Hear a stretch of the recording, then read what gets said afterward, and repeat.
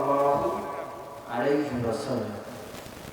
অধ্যকার আয়োজিত মাহফিলের সম্মানিত সভাপতি, প্রধান অতিথি, আলোচক বৃন্দ, আমার সামনে উপবিষ্ট দিনদার মুসলমান ভাইরা, পর্দার আড়ালের মা ও বোনেরা, সবাইকে আমার অন্তঃস্থল থেকে জানাই আন্তরিক শুভেচ্ছা ও অভিনন্দন। আল্লাহ সুবহানাহু ওয়া তাআলা আমাদেরকে অনেক অনেক অনেক নিয়ামত দিয়েছেন, যা আমরা কখনো বলে শেষ করতে পারবো না।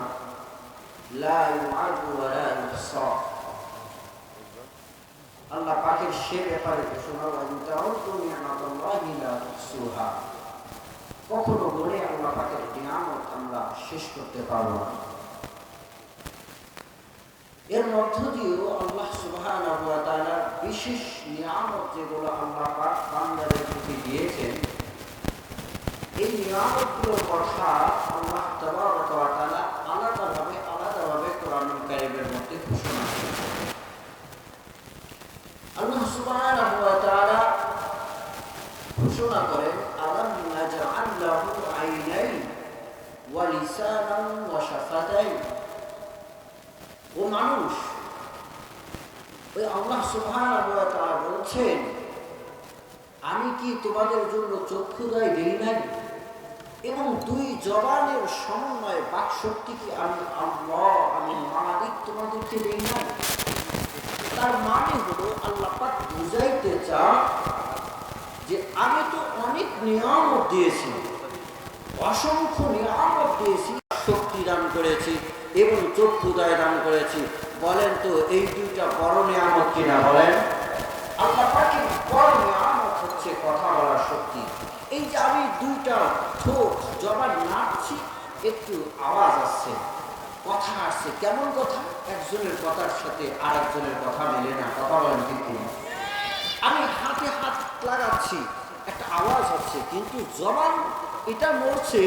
তো আল্লাহ পাকের কি কুদরত, আল্লাহ পাকের কি শক্তি, এর বদলতে কথা বেরিয়ে আসছে, শুকরিয়া বেরিয়ে আসছে এবং একজনের কথার সঙ্গে আর একজনের কথার কোনো মিল হচ্ছে না। কথা বলেন, কে দিয়েছেন?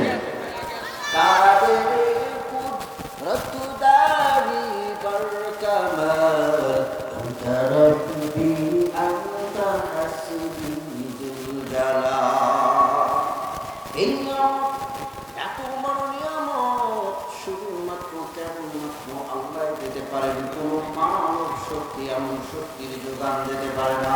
কথা বলেন ঠিক কিনা? আমার বন্ধুগণ, আল্লাহ পাক বুঝাইতে চান, মানুষ কত না নিয়ামত দিয়েছি, এর মধ্যে বড় নিয়ামত একটা দিলাম। বান্দারে, জবান দুইটা নাড়া দাও, দেখো তোমার কথা আসে। এই জবান যে আমি দিলাম, দান দেওয়ার জন্য না, আল্লাহর শুকরিয়া আদায় করার জন্য। কথা বলেন। ও মুসলমান, আল্লাহর গোলাম, জবান দিয়েছে আল্লাহ, যেই মালিক আমাকে কথা বলার শক্তি দিয়েছে। এই জবান দিয়ে আল্লাহর কোরআনের তেলাওয়াত করা দরকার আছে না নাই? এই জবান দিয়ে সত্য কথা বলতে হবে, হক কথা বলতে হবে, মিথ্যা কথা বলা যাবে না। মুসলমান ভাইরা আমার, এই জবানটা বড় দামি। আল্লাহ রাব্বুল আলামিন এই জবানকে বড় দামি করে বান্দার কাছে দিয়েছে। কেমন দামি জবান? এটা হচ্ছে মানুষের জন্য যত অঙ্গ আছে তার মধ্যে জবানটা হচ্ছে বড় দামি। বনি আদম যখন সকাল করে, সকালবেলা যখন বান্দা যখন ঘুম থেকে ওঠে, তখন সব অঙ্গগুলো জবানের কাছে গিয়ে জবানের কাছে গিয়ে নত হয়ে যায়। সব অঙ্গগুলো, আমার হাত, আমার পা, আমার চেহারা, আমার সব কিছু জবানকে গিয়া বলতে থাকে, তখন ও জবান কিনা, আমাদের ব্যাপারে আল্লাহকে ভয় করো। তুমি জবান, তোমার আন্ডারে আমরা চলি, হাত পা সবাই তোমার আন্ডারে চলি। তুমি যদি শিখ থাকো, তুমি যদি সোজা পথে চলো, তুমি যদি সঠিক পন্থায় চলো, তুমি যদি সত্য কথা বলো, শুনে রাখো আমরা প্রতিটা অঙ্গ ঠিক থাকবো। আর তুমি যদি বাঁকা হয়ে যাও, ওয়াইদা ইস্তাকামতে ইস্তাকামনা, সত্য থাকলে সোজা থাকলে আমরা সোজা থাকি, ওয়াইদা ইউজাজতে ইউজাজনা, বাঁকা পথে যদি জবান তুমি হাঁটো, তুমি যদি সলসাতুরি করো, মিথ্যা কথা বলো, তাহলে শুনে রাখো আমরাও কিন্তু ক্ষতিগ্রস্ত হয়ে যাই। মুসলমান আল্লাহর গোলাম, এই জন্য বিশ্বনবী বলেন আকসারুল খাতায়া ইবনে আদম ফি লিসানিহি, মানুষ যে ক্ষতিগ্রস্ত হয়, মানুষ যে বিপদগ্রস্ত হয়, এর মূল কারণ হচ্ছে মানুষ জবানকে কন্ট্রোল করতে পারে না। কথা বলেন ঠিক কিনা? সমাজের মধ্যে দাঙ্গা হাঙ্গামা ফিতনা ফাসাদ অধিকাংশই জবানের কারণে হয়। কথা বলেন ঠিক কিনা? সমাজের মধ্যে ভাই ভাই অমিল, জবানকে হেফাজত করতে পারে না, পাড়া প্রতিবেশীর সঙ্গে অমিল কথা বলেন, জবানকে হেফাজত না করার কারণে। কথা বলেন ঠিক কিনা? স্বামী স্ত্রীর বলে না, কুকুর কুকুর কথা বলে, মহিলা আসছে না, মা বোনরা একটু কি করে এমন ভাবে কথা বলবে, পুরুষ মানুষের রাগ উঠে যায়। এই জন্য দেখবেন যে তালাকের মাসালা আমাদের কাছে যেগুলো আসে, তালাকের মাসালা, 3 তালাকের মাসালা দিয়ে কান্নাকান্দি শুরু করে দেয় এসে। এর মূল কারণ দেখবেন পুরুষ রাগ করে তালাক দিয়েছে, কি স্ত্রীর কথা বলেছে, জবানকে হেফাজত করতে পারেনি, এমন রাগ ওঠার কথা বলে পুরুষ আর নিজেকে নিয়ন্ত্রণ করতে পারে না, 3 তালাক দিয়ে দেয়। কথা বলেন ঠিক কিনা? এই জন্য জবান এইটা বড় একটা দামি জিনিস, আল্লাহ রাব্বুল আলামিন জবান দিয়েছেন, বড় দামি করে দিয়েছেন। বিশ্বনবী বলেন যত ফিতনা ফাসাদ দাঙ্গা হাঙ্গামা যত কিছু হয়, সব কিছুর মূলে হচ্ছে জবান। আমার বন্ধুগণ, এই জন্য আল্লাহ রাব্বুল আলামিন কুরআনুল কারীমের মধ্যে বলেন ইয়া আইয়ুহাল্লাযীনা আমানু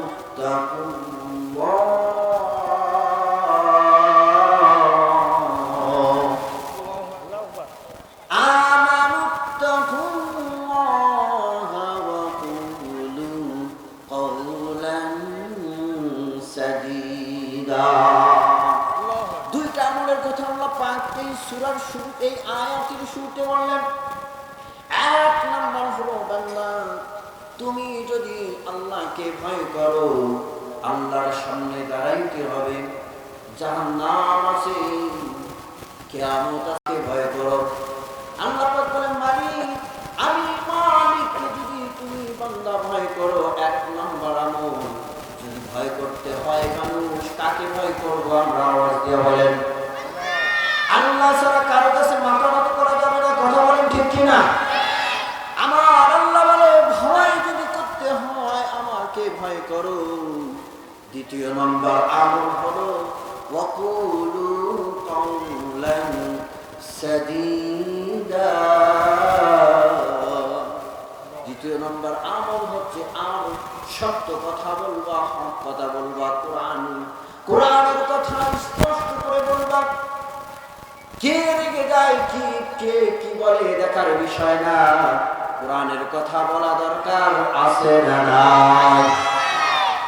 আল্লাহ পাক বলেন এই দুইটা কাজ যদি করতে পারো, আমি রব, আমি আল্লাহ দুইটা প্রতিদান দেব।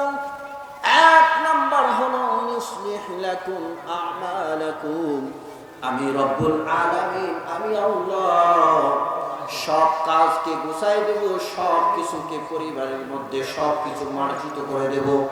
কোনো দাঙ্গা হাঙ্গামা থাকবে না, শরীরের পরিবারের মধ্যে অমিল থাকবে না, পরিবারের মধ্যে কোনো অশান্তি থাকবে না।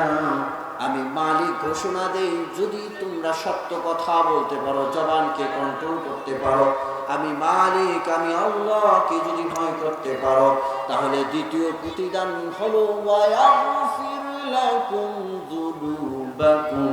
শুনে রাখো, শুনে রাখো, দুনিয়াতে চলতে গিয়ে কাজ করতে হয় তো তোমার ভুল হয়ে যাবে। আমরা গুনাহগার কিনা? আওয়াজ দিয়ে বলেন আমাদের ভুল হয়ে যায়। আল্লাহ পাক জানেন বান্দা যখন কাজ করবে তখন অবশ্যই বান্দার ভুল ত্রুটি হতে পারে। আমি মালিক, আমি আল্লাহ ওই বান্দার গুনাহ মাফ করে দেব। চিল্লায়া বলেন সুবহানাল্লাহ। এই জন্য উকবা ইবনে আমির রাদিয়াল্লাহু তাআলা আনহু বিশ্বনবীর কাছে এসে বলতেছি, ইয়া রাসূলুল্লাহ মান নাজাত ইয়া রাসূলুল্লাহ, মুক্তি পাবো কোন রাস্তায়? মুক্তি পাওয়ার রাস্তা কোনটা? ভালো থাকার রাস্তা কোনটা? রাসূল সাল্লাল্লাহু আলাইহি ওয়াসাল্লামকে বলে, আমি দুনিয়াতে ভালো থাকতে চাই, আখিরাতের মধ্যেও ভালো থাকতে চাই। আমল কি? আমল বলে দেন। আমার আপনার নবী, বিশ্ব নবী, দু জাহানের বাদশা নবী আমল বললেন, আমসিক আলাইকা লিসানাক, তোমার জবানকে তুমি কন্ট্রোল করো, তোমার জবানকে তুমি হেফাজত করো। একদম মাইক পাইলি কথা বলা শুরু করবো না, কথা বলবা চিন্তা করে কথা বলবা। ওয়ালিয়াসাআকা বাইতু, তোমার ঘরের মধ্যেই তুমি থাকবা। শেষ জামানা ফিতনার জামানা হবে, সুতরাং উত্তম হবে মানুষের চারে স্থলে গল্প গুজবের মধ্যে লিপ্ত না হয়ে বাসায় বসে থাকা। বিশ্বনবী বললেন, দ্বিতীয় নম্বর কাজ, বাসায় বসে থাকুন। অত মিলাপের দরকার নাই, অত ঘোরাফেরার দরকার নাই, বাইরে বের হওয়া যাবে না। 2-3 জন মহিলা একসঙ্গে হলে বিভিন্ন ধরনের কথা হয় কিনা? হ্যাঁ বলি, শুনছু এনকা এনকা শুনছু বউরের ভাষা না, এইরকম করা যাবে না, প্রয়োজন নাই। কথা শুরু হলে গুনাহ হয়ে যাবে। শেষ জামানা ফিতনার জামানা, জবানকে কন্ট্রোল করার জন্য আমার আপনার নবী বিশ্ব নবী বললেন যে ঘরের মধ্যে আবদ্ধ থাকো, যে কাজ যে কোনো কাজের মধ্যে লেগে থাকো, বাইরে বের হয়ে আড্ডা দেওয়া গল্প করার কোনো প্রয়োজন নাই। কিরামান কাতিবিন সব সময় কথা লিখছে, যা আমার জবান থেকে বের হয় সব কিছু লেখেন যিনি, তিনি কে? আল্লাহ। আল্লাহ পাক ফেরেশতাদের মাধ্যমে সব কিছু লিপিবদ্ধ করছে।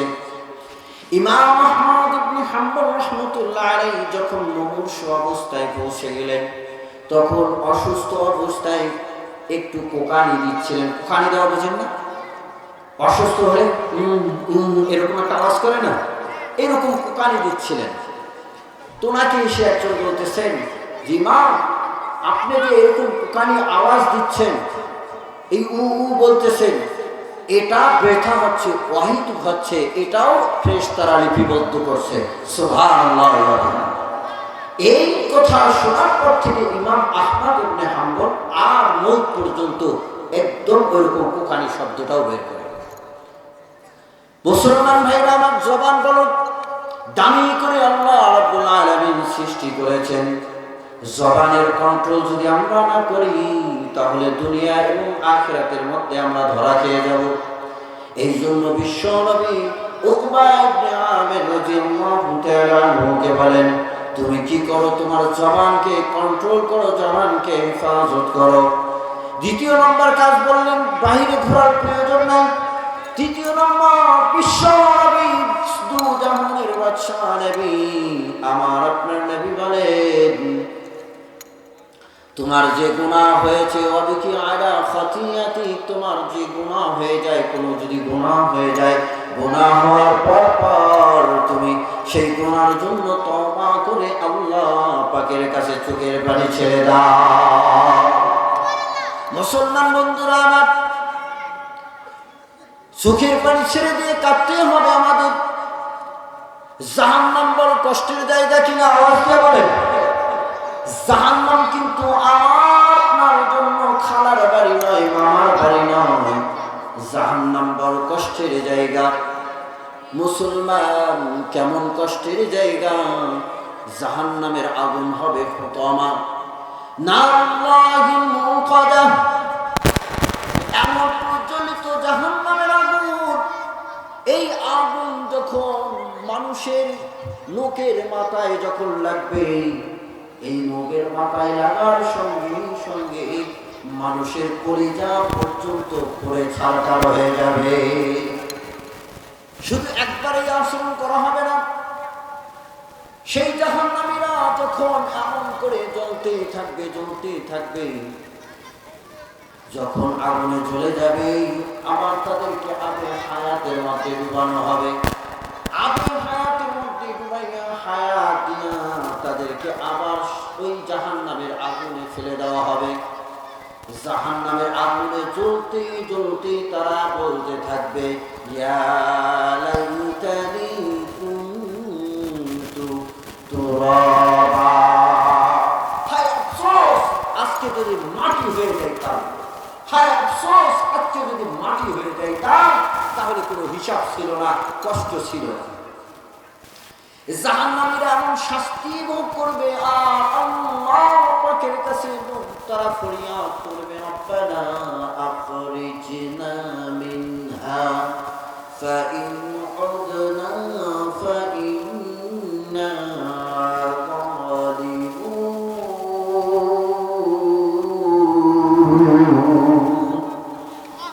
জাহান্নামের আগুন সহ্য করতে পারবে না। জাহান্নামের শাস্তি আমরা কেউ সহ্য করার মতো শক্তি রাখি না। কথা বলেন ঠিক কিনা? বিশ্বাস আছে তো? জাহান্নামের উপরে বিশ্বাস আছে না নাই? আওয়াজ দিয়ে বলেন। যদিও দেখি না, আমরা কোরআনের উপরে বিশ্বাস রাখি। জাহান্নাম একদিন জাহান্নামীরা যাবে, জান্নাতীরা জান্নাতে যাবে। মুসলমান আল্লাহ গোলাম ওই জাহান্নামের আগুন সহ্য করার মতো নয়। আমরা সবাই এক বাক্যে আমরা যদি বলি, আমরা সবাই কথা বলি, আমরা জাহান্নামের আগুন কেউ সহ্য করতে পারবো না, তাহলে একটা প্রশ্ন করি, গুনাহ হয় কেন? জাহান্নামের আগুন যদি সহ্য করতে না পারি তাহলে গুনাহ করি কেন? এই জন্য উত্তর যে আমরা কোরআন থেকে স্পষ্ট জানি, ওয়াজ নসিহতে শুনে যাচ্ছি যে জাহান্নাম বড় কষ্টদায়ক না আরামদায়ক? বড় কষ্টদায়ক।